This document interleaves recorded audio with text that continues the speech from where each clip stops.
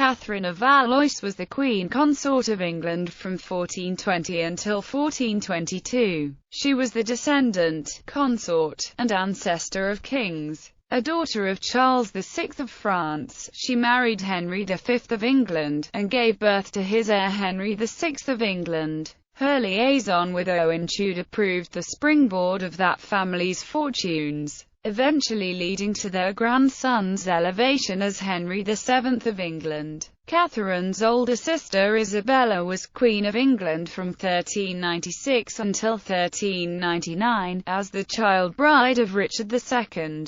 Early life. Catherine of Valois was the youngest daughter of King Charles VI of France and his wife Isabeau of Bavaria. She was born at the Hotel St. Paul on 27 October 1401. Early on, there had been a discussion of marrying her to the Prince of Wales, son of Henry IV of England, but the king died before negotiations could begin. In 1414, the prince, now Henry V, reopened discussion of the match, along with a large dowry in acknowledgement of his right to the throne of France. While some authors have maintained that Catherine was neglected as a child by her mother, a more contemporary examination of the evidence suggests otherwise. According to the financial accounts of her mother, toys befitting for a French princess were purchased, religious texts were provided, and Catherine was sent to the convent in Poissy to receive a religious education. Marriages.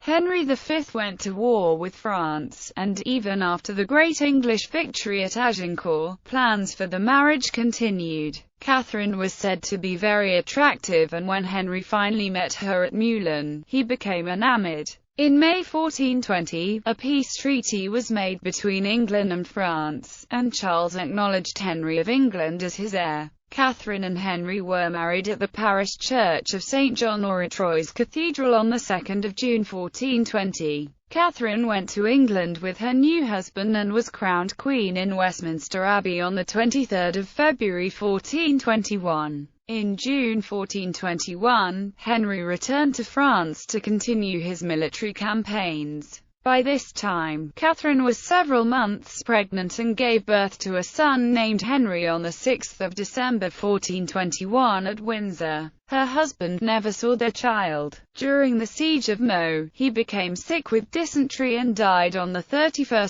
August 1422, just before his 36th birthday. Catherine was not quite 21 and was left a queen dowager. Charles VI died a couple of months after Henry V, making the young Henry VI King of England and English-occupied northern France. Catherine doted on her son during his early childhood. Catherine was still young and marriageable, a source of concern to her brother-in-law Humphrey, Duke of Gloucester, and Lord Protector. Rumours abounded that Catherine planned to marry Edmund Beaufort, Count of Mortain, her late husband's cousin. The Duke of Gloucester was strongly against the match, however, and the Parliament of 1427 passed a bill which set forth the provision that if the Queen Dowager remarried without the king's consent, her husband would forfeit his lands and possessions, although any children of the marriage would not suffer punishment. The king's consent was contingent upon his having attained his majority. At that time, the king was only 6 years old. Catherine lived in the king's household, presumably so she could care for her young son. But the arrangement also enabled the councillors to watch over the Queen Dowager herself. Nevertheless, Catherine entered into a sexual relationship with Welshman Owen ap Maredudd ap Tudor, who, in 1421, in France, had been in the service of Henry V as a steward. Sir Walter Hungerford.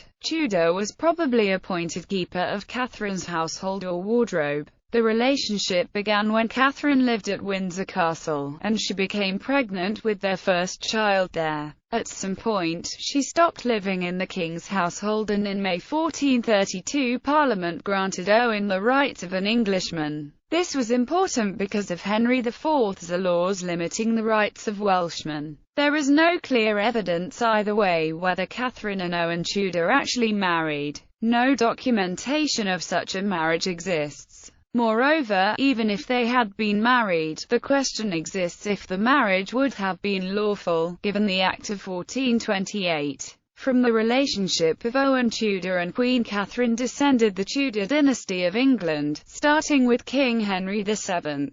Tudor historians asserted that Owen and Catherine had been married, for their lawful marriage would add respectability and stronger royal ties to the claims of the Tudor dynasty. Bertram Fields wrote, "There was no proof of the marriage, beyond Owen's word." Owen and Catherine had at least 6 children. Edmund, Jasper and Owen were all born away from court. They had one daughter, Margaret, who became a nun and died young. Death and aftermath. Catherine died on 3 January 1437, shortly after childbirth, in London, and was buried in Westminster Abbey. While the death date is not in question, the cause is, with an equal number of records stating that she did not die as a result of childbirth but entered Bermondsey Abbey, possibly seeking a cure for an illness that had troubled her for some time. She made her will just 3 days before her death on 3 January 1437. She now rests at Westminster Abbey in Henry V's Chantry Chapel. After her death, Owen and Catherine's enemies decided to proceed against Owen for violating the law of the remarriage of the Queen Dowager. Owen appeared before the council, acquitting himself of all charges and was released. On his way back to Wales, he was arrested and his possessions seized. He tried to escape from Newgate Jail in early 1438 and eventually ended up at Windsor Castle in July of that year. Meanwhile, Owen and Catherine's 2 older sons, Edmund and Jasper, went to live with Catherine de la Pole, Abbess of Barking and sister of William de la Pole, 1st Duke of Suffolk.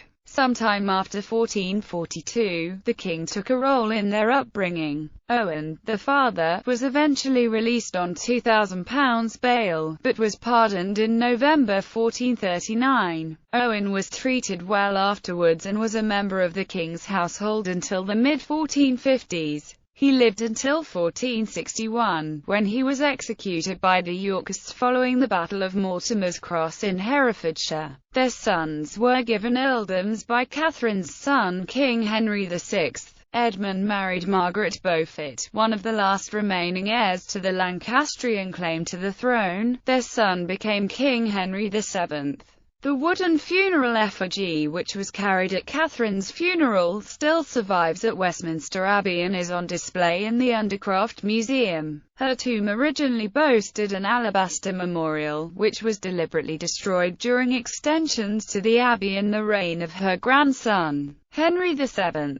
It has been suggested that Henry ordered her memorial to be removed to distance himself from his illegitimate ancestry. At this time, her coffin lid was accidentally raised, revealing her corpse, which for generations became a tourist attraction. In 1669, the diarist Samuel Pepys kissed the long-deceased Queen on his birthday. On Shrove Tuesday 1669, I to the Abbey went, and by favour did see the body of Queen Catherine of Valois, and had the upper part of the body in my hands, and I did kiss her mouth, reflecting upon it I did kiss a queen, and this my birthday and I 36 years old and I did kiss a queen. Samuel Pepys. Catherine's remains were not properly reinterred until the reign of Queen Victoria. Ancestry. In historical fiction, Catherine of Valois is the subject of Rosemary Hawley-Jarmer's novel Crown in Candlelight. In the book The Queen's Secret by John Plaidy, Catherine is the title character. William Shakespeare's play Henry V depicts Catherine of Valois' marriage to Henry V of England after the Battle of Agincourt. In the historical novel Fortune Made His Sword by Martha of Hart, Catherine is one of 5 narrators who tell the story of Henry V.